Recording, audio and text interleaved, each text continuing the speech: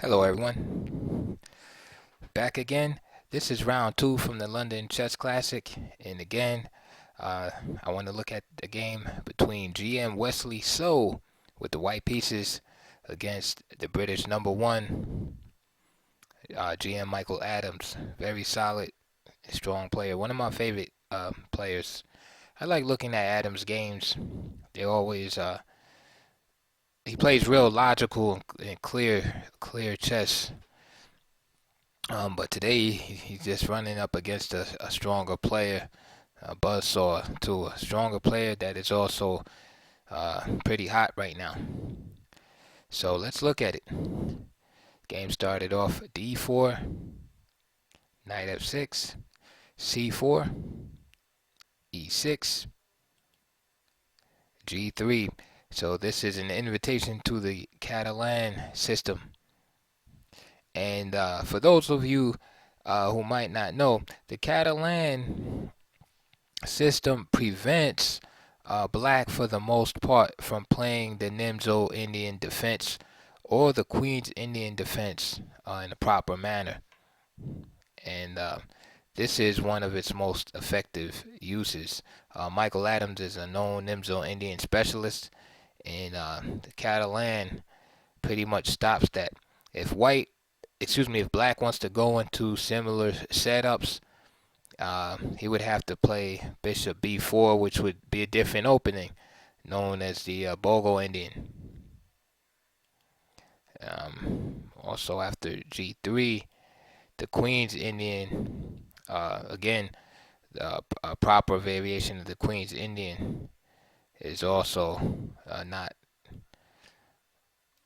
happening after bishop g2, because then black would have to play something like knight c6 or c6 right here, and we would be again in a different opening with for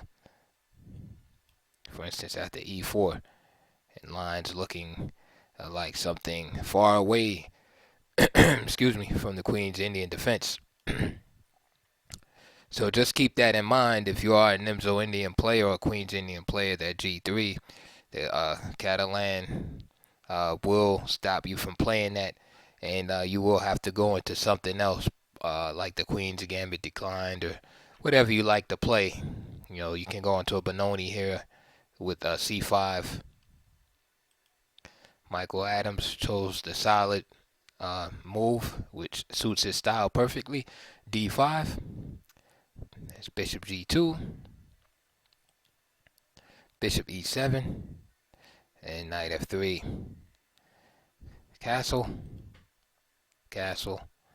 And we seen this is one of the openings Kramnik resurrected or made really popular along with the Berlin defense. Berlin is mentioned so much, but attributed to Kramnik, and we forget about this system was heavily used by Vladimir Kramnik also, and he also beat Veselin Topalov in round one, and just absolutely a fantastic game. When I look at some of Kramnik's games, I swear that guy has solved chess. It's just some of the some of those games he puts together. It's just a pleasure to watch. So anyway, castle, d takes c4. This is known as the open Catalan system. If black just played, for instance, c6, it would be the closed Catalan system. But for the most part nowadays, you always see d takes c4 and queen c2. And of course, black's idea is not to hold the pawn, but basically, while white is taking time to retrieve the pawn, black can use that time in a good way to get his pieces out. Because usually one of the main themes in this opening for white is that black's pieces get tangled up on the queen side. It's hard to develop with this powerful bishop bearing down the queen over here, and sometimes the position gets kind of awkward for black. a6. Idea is real primitive, simple. It's to play b5 and sometimes bishop b7. That's like the old Catalan. c5 is played. But here, after say queen takes c4, then black will gain that tempo with b5. And many different moves have been played here. So this is why a4 is played. So now the pawn can be grabbed without the queen being struck by b5. Bishop d7. Again, other moves can be played. Knight c6, for instance. Bishop d7. The idea is real simple, and it's just to pose this bishop on g2 with his own light square bishop. And also, sometimes this bishop will end up here, which is aggravating for the queen on c2. So, evens up the material. And there's bishop c6. So far, so good. Black is pretty much equalized here, but there's still a long way to go. Some of the features in the position very important, and this is what is known as a strategically rich position. So if you have your engines on, your computers, your computer might tell you the position is equal, and I'm not going to disagree with the powerful chess engine. But what we're looking for is a playable position, a position that's rich enough in possibilities that we might be able to outplay our opponent. There's chances here for both sides. For example, white has a nice clear idea of dominating the c file. Also, after this move a6, black's queen side is susceptible to further weakness. For instance, after moves like a5 and then attacking down the b file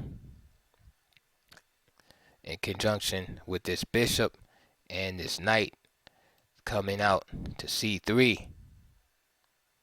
And sometimes it goes to a4 and ends up on c5. There's many different plans.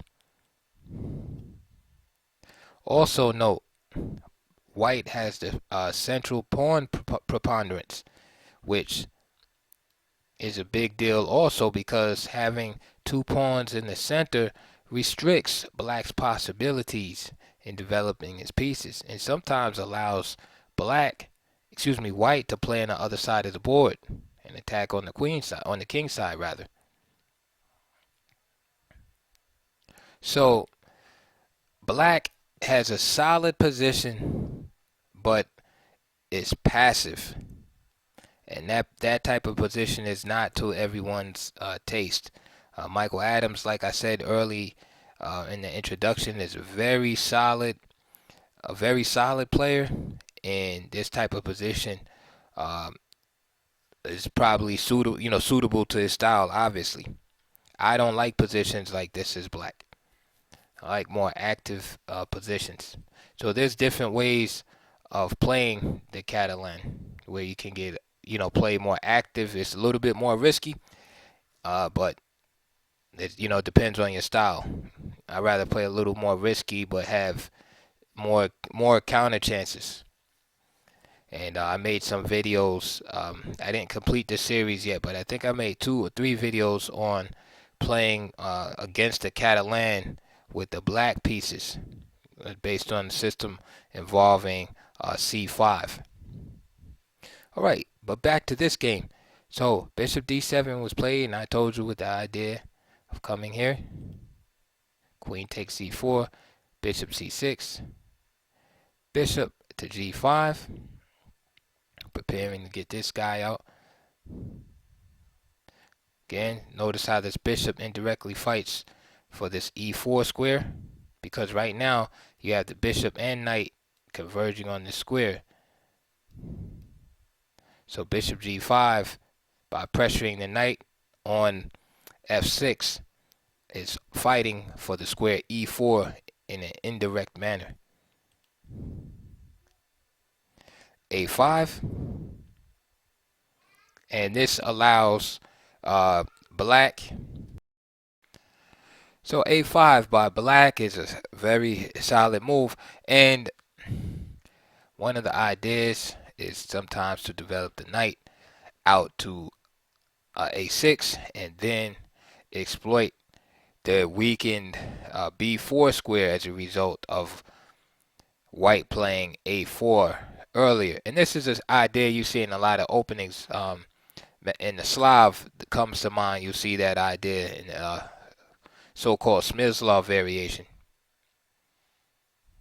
Also, the move prevents, sometimes sometimes black is not going to bring his knight to a6 at all and just develop here to d7. And so sometimes a5 is just to prevent white from just gaining more space himself by playing a6. Another possibility also is playing the move rook a6 also, and developing the rook in this manner. Like I said, one of the problems for black in this opening is that his queenside development is often becomes laborious and awkward. It's hard to just get the pieces out in the normal fashion because there's so much pressure on the queen placed on the queen side in the early stages of the game. But as chess is, these variations become heavily analyzed, and these players often can whip these moves out pretty quick because of the years of analysis in master games at our fingertips nowadays. But for new players or players that don't, get to study as much, this can be very problematic to play against with the black pieces. Trying to figure out how to free your queen side. Knight c3. Continuing on with the development. And there it is, rook a6, one of the ideas. Like I said, knight a6 is perfectly playable also. So Adams chooses rook a6 to get the this piece developed. Because again, how would black get his rook developed, say, to the d file if he tried to play conventionally after a move like knight bd7? It would still be a while before he got that rook into action. So by playing the rook to a6, he gets the rook at least on a rank, and also after developing the knight. So the other idea is now with rook on a6, notice that the bishop on c6 is reinforced. So now this knight here on b8 can be moved, and say the knight b7, knight b to d7, excuse me. And then when this bishop comes under fire, black can hopefully avoid the double pawns by capturing with his rook here. So there's a lot of little nuances here. So rook a6 was played. Queen d3. And we see that fight for the e4 square. Rook b6. Telling white he has unprotected pawn here. Queen c2. So you see this little maneuver, and it looks like it's a waste of time. And because the queen is here and goes to d3 and then c2. Again, like I said, this is about this e4 square and about protecting the pawn. So I just want to tell you that this seeming loss of time is not a big deal because the position is closed for all intents and purposes. I mean, technically we could say, okay, it's a semi-closed position, but if you look at the board, it's pretty, it's like really no open files. There's a couple of semi-open files, namely the C file and D file. So this position is more closed than it is open. So therefore, in closed positions, the time factor is not as great of a deal as it would be in an open position. In the open position, you really want to have time to moving the queen around, as you see here. But closed positions are given over to a little bit more maneuvering. So rook b6 and then queen c2. So this pawn is protected and the e4 square is reinforced. h6. This is what they call in the old textbooks asking the bishop the question. Bishop's been lingering, loitering on g5. h6, Adams is saying, what are you going to do? Are you going to capture the knight? Or are you going to get out of there? Now, remember I had told you earlier that this bishop was indirectly fighting for the e4 square. Now, you usually don't want to just give up your bishop for nothing. So, now that white has reinforced the e4 square with his queen, and doesn't really have to worry about one of these pieces invading the square, he can afford to retreat his bishop if he wants to and preserve, and that's exactly what he does. He brings it back to d2.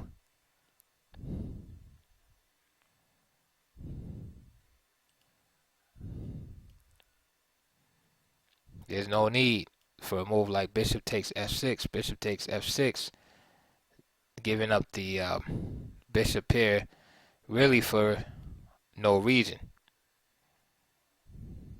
And black would have equalized here. And this bishop pair would basically offset this center. The game probably could go knight h6 and e4 with a good fight ahead. But Wesley So preserves his bishop pair. So bishop d2. And notice too, this pawn is a bit weak. So the bishop's eyeing this pawn because later on you figure maybe the knight might move somewhere. And then black will have to answer the question about that pawn on a5. So bishop b4. So Michael Adams answers the question right away by bringing his bishop to b4. And it's a good move because the bishop was only really doing defensive duty on e7. And now with this bishop on b4, right, pressuring this knight, again, the fight for e4 flares up. Because if this knight on c3 is removed, then black can jump in here with the move that would be very annoying, like bishop e4. So he asking So a question again. Rook f e1. And now the clear intention is to push this pawn. And now it's a critical moment right here. I would take this bishop for the reasons I just said. Fighting for e4, I would take this knight. Fighting for e4, I would take and then put this piece right here. And it would be very difficult for white to get rid of that piece. The only way he would be able to do it is eventually he would have to move this knight, which I will be glad to trade these bishops off. That was the plan from the beginning. Adams plays bishop takes f3, which to me is a step in the wrong direction.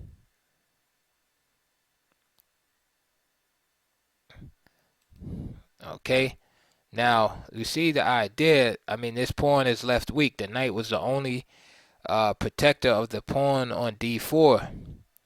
However, as I always say, the great Capablanca said, position first, material second. So, and here I think the position after bishop takes c3, and let's, for argument's sake, just say bishop takes c3. Bishop e4 is just very comfortable for black. Getting e4 with tempo. This rook looks suspect now because why is the rook here? If you can't get in e4, the rook shouldn't even be here. So then after, say, queen d2, nice c6, and this bishop works both ways. It's covering the d5 square and e4. So then, say, after, I don't know, rook a d1. You see how black ties these central squares up? So I think Michael Adams would have a definitely on his way to a draw here. Nothing to worry about. Here, after giving up that bishop for the knight, bishop takes c3. We see that this bishop now, without an opposing counterpart, is left to menace the board. And this bishop has access unopposed now to all these light squares in the position. e4 is pretty much unstoppable at this point, which also justifies the presence of the rook on e1. And if queen takes, white may catch, black may catch the difficulties on the d file after rook a d1. Because there's all kind of tactical, looking at it without, a chess engine, just on the naked eye, there's all kind of tactical ideas springing up after queen takes d4 and rook a d1. Already you're looking at bishop takes here. You're looking at moves like bishop e3. So with those threats in mind, after rook a d1, we see that it looks like the queen would have to at least use another tempi to get off the file, right? To get off the d file.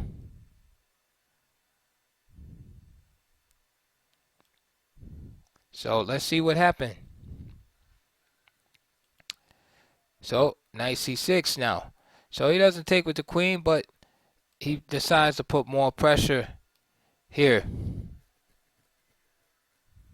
And it's an interesting move. Again, this move probably stops e4 in its tracks. Instead, e3 will have to be played. But white still has control over e4, and that's really what matters, is having control over the square. So he plays e3. Okay, so now with the knight on c6, there's no more attack here. Now,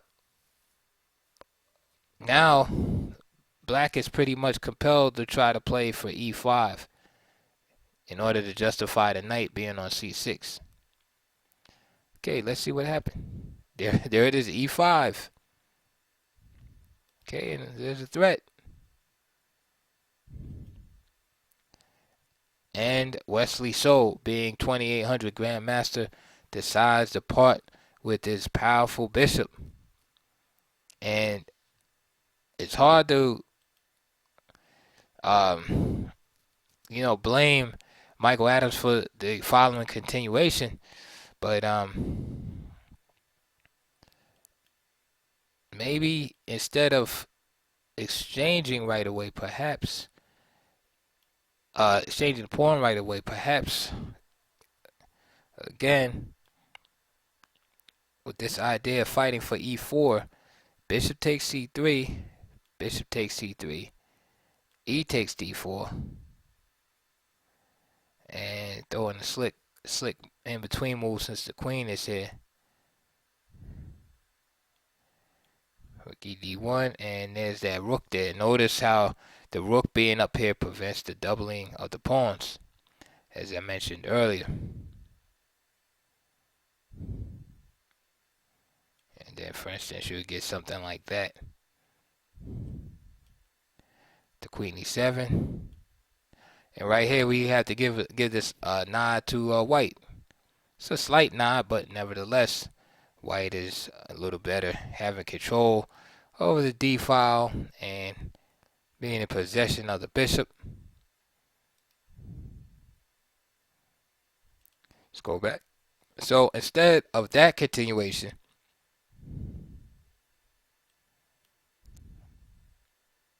and neither did he just capture, capture right away with the rook, of course. So instead, Adams played e takes d4.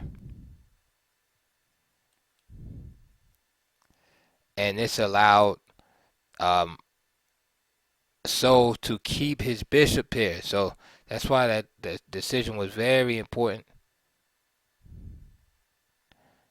Because like I said again, he could have played bishop takes c3 first. And at least gotten rid of the pair of bishops. Actually play that first.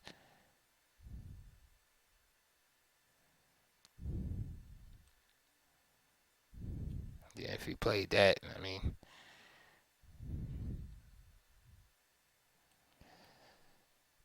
so instead, by playing e takes d4 first, Wesley So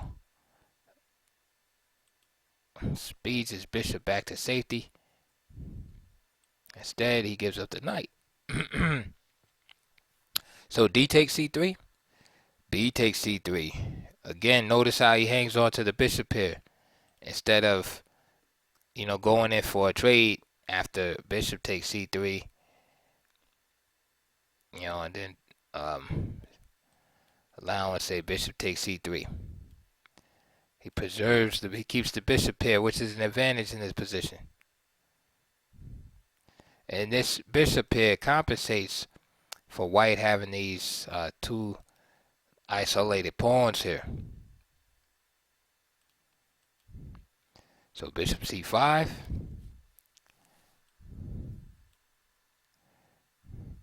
Rook ab1. Rook d6. And now Adams is to be commended here on the way he developed that rook. I really like that maneuver. Rook on a8 to a6, and then b6, and then now it's on the d file.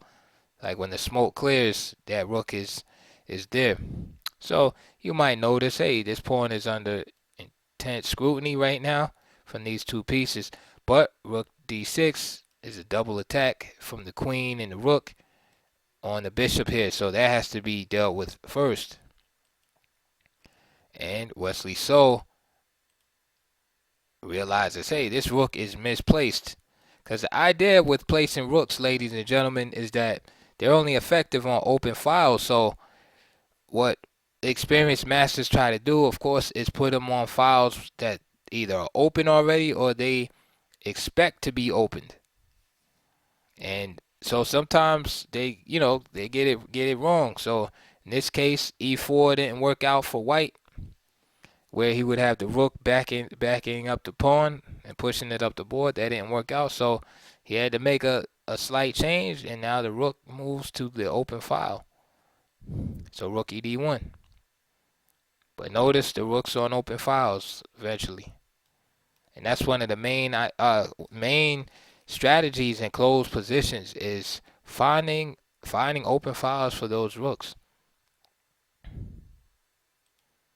b6. So Wesley takes care of his problem by protecting the bishop, and Michael Adams protects his b pawn by pushing it to b6.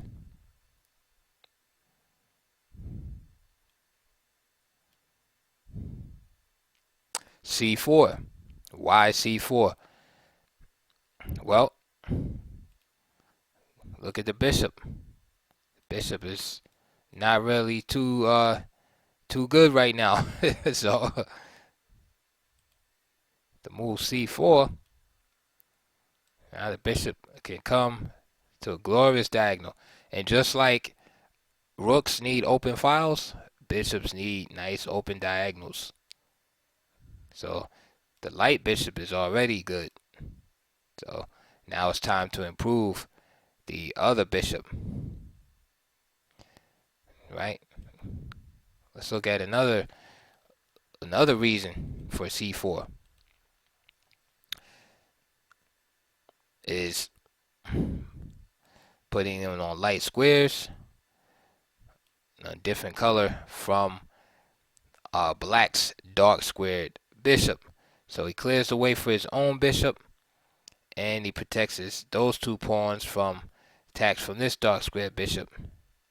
And also, at some point, it keeps this pawn potentially weak after, say, a move like c6.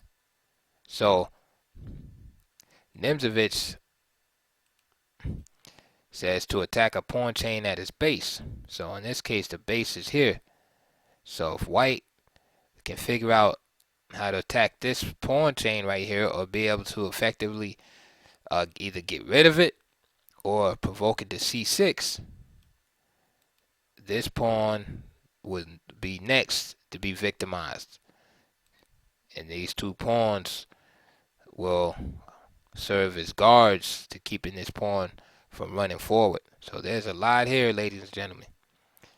c4, queen e7, finalizing development, and obviously planning on, again, putting rook on an open file. Bishop c3.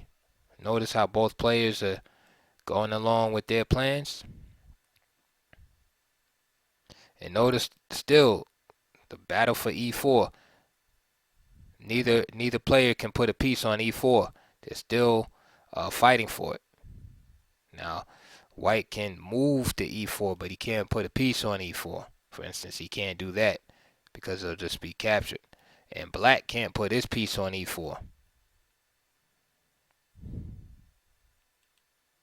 Rook fd8.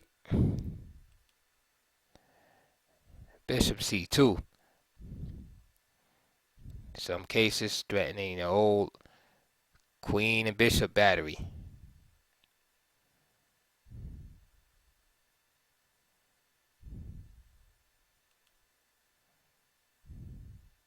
Queen to e6. And we see some maneuvering here. Notice too, this pawn has influence on his d5 square. And black has to keep an eye on that also. These pawns are isolated and potentially weak. So we see black is basically touching the pawn. And for instance, the immediate threat could be, one of the ideas can be just to exchange the rooks off. And if queen now here, right? Let's say after the rooks are traded off, let's say this queen is over here, and to capture the pawn. So, rook takes d6, rook takes d6, and rook d1. Rook takes d1. Do we take with the queen? Look at that. Wait a minute. Isn't he losing the pawn? Nope, because black cannot afford to take the pawn due to these issues on the back rank here. So, for instance, after move like queen d8, for instance, and then say bishop here, more like bishop takes f6 can happen.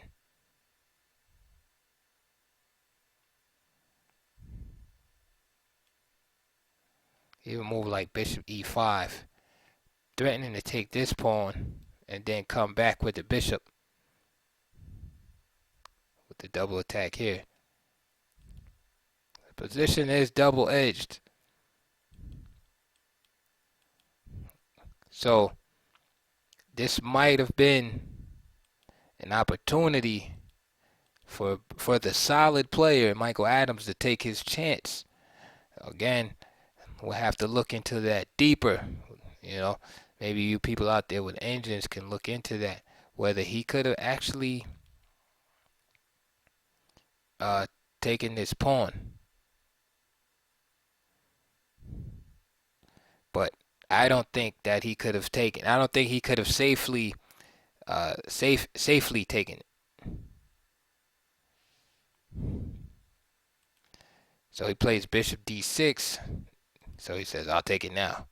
He blocks the queen from getting back and checking back here and grabbing that pawn and such. Queen d4. This is a move that we all seen as rookies. Queen and bishop lining up, and if the knight goes somewhere, hey, it's checkmate on g7.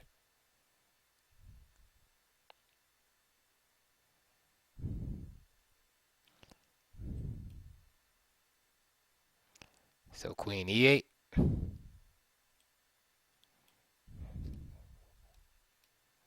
Okay, so we see what's going on there. Bishop drops back.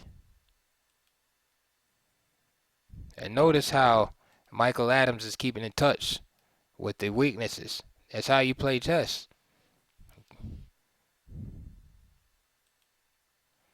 And bishop c2. So notice again how Wesley So, even though he's playing defense, he's still, right, he's defending this pawn here, right? He moved his bishop off this beautiful diagonal over here.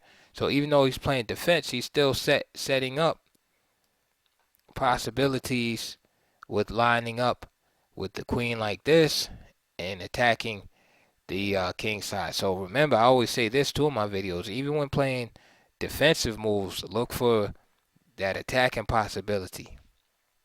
But Adams played well. I mean, he took, his bishop was here on this beautiful diagonal, and notice how he causes the bishop to leave that diagonal to protect the pawn, but then he takes over the diagonal himself because the bishop possesses properties of both rooks. Excuse me, the queen possesses properties of both rooks and bishop. Bishop c2, king f8, taking care of some king safety issues. So Adams is playing, like, solid. And finally, e4 is played. So that the whole game, is pretty much revolved around the e4 square. And white is victorious, right? He finally gets what he wants, and he has a threat here. The simple fork. So what to do? So Adams plays bishop c5, attacking the queen and getting out of any potential forking situation. But he does eliminate that blockade to the back rank there. And Wesley So immediately exploits that. Knight e8 is played. Note that if he tries to run back there with the queen and exchange queens, then after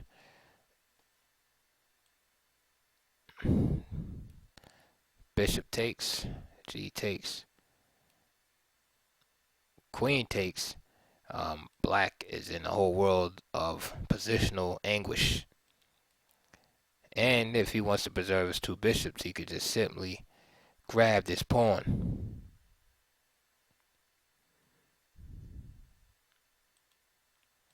So Adams plays with the knight. And this is a move that you definitely don't like to make. Again, people note the beauty of the bishop here. Power, the positional power. And this is what the Catalan is about, is the bishops. Okay, queen d5. So now So is offering trade. And Michael Adams is like, nope, because he knows that he has the worst of it in the endgame versus those two bishops. King g2. King E7, F4. So now, again, is another thing to notice. Majority at work here. White has a 4-3 king side majority. This is the same thing you see in the Berlin defense.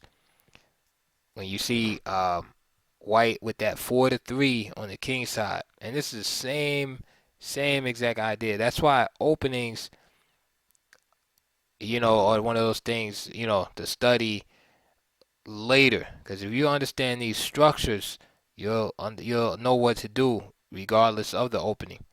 So here's just a simple 4-3 majority on the king side. And White has a mobile pawn majority, 2 bishops, and more space. So he's definitely in the driver's seat. Notice Black has a 3-2 queen side majority, but it's crippled. Those pawns aren't going anywhere. There's no mobility there.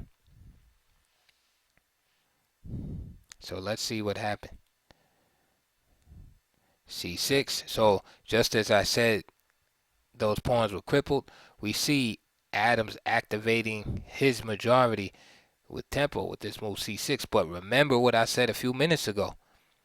Now that this move C6 has been provoked, the B6 pawn is now weak. And notice the pawn at A4 and C4 both keep this pawn nice and backward. So now the only defense for the B6 pawn is this bishop at C5. And it's easy to remove pieces. Okay, queen D3. Knight C7. Of course, he would love to do that in a perfect world. Beautiful move, just continually gaining space. How's the queen going to protect the G7?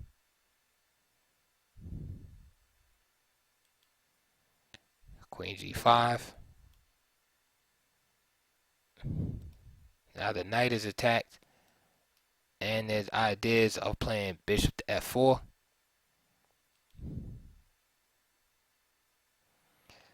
Little slick maneuver. Looks pretty good on paper. But it is not tactically sound. The reason why is because the precarious position of the queen here. The idea, of course, ladies and gentlemen, is if F takes E6, then it's just a move like queen takes E5 and everything being all good. But even that doesn't work because of queen D7 check. That leads to mate. King F6, queen takes F7, king G5, H4, king G4, queen F3 check. Boom, it's over. So somebody made a miscalculation. So what happened after knight E6?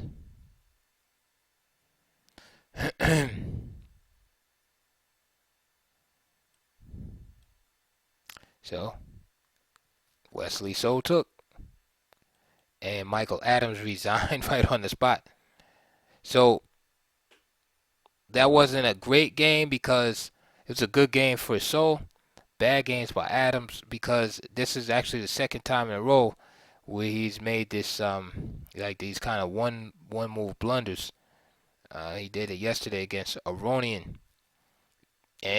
But that was from a good position. He actually had a slightly better position and then allowed Aronian to kind of outplay him, and then he made a one move blunder.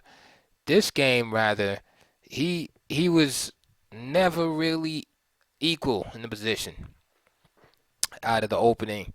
It's kind of like White always had like an extra ace up his sleeve to continue to keep the mounting pressure. And that's what I liked about this game. It seemed like Adams was getting close to equality, but he just never was able to get it. And then once Wesley So started pushing this majority on the queen side, the pressure from this pawn advance and the cramping of the position, the space, and the two bishops sweeping across the board just became, in lack of counterplay in general, just became too much for Michael Adams, and he finally yielded to uh, to the pressure. So hats off to Wesley So for his second win in a row here. And there's really nothing that can be done at this point anyway. I mean, 96 was played, but there's really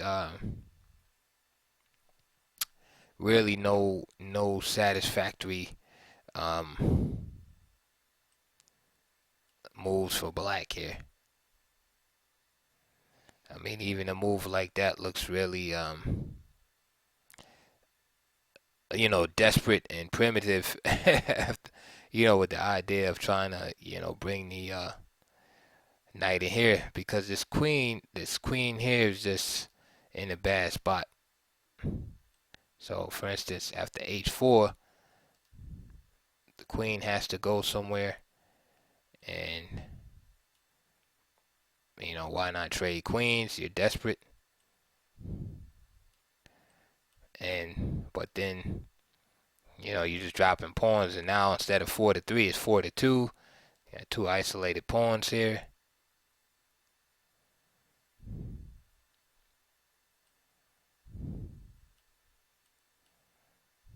And then white just starts consolidating. So he really didn't have a chance that game. So, as usual, please like and subscribe. Leave the questions and comments down below, and I'll try to comment on as many games as possible from this tournament, at least the ones that I can understand. So some of the games it takes me longer to understand, like that Kramnik game from yesterday. I still have to look at that. I wanna make a video about it, but I'm just trying. I'm trying to put some real explanations. You know, that work for, like, the people. For like the regular chess player. Like I just don't want to just be talking about stuff I don't understand. So that Kramnik Topalov game was really a beautiful game. But anyway, like I said, I know I'm long-winded as it is. But anyway, I hope you enjoyed that analysis. I'll see you guys on the next video.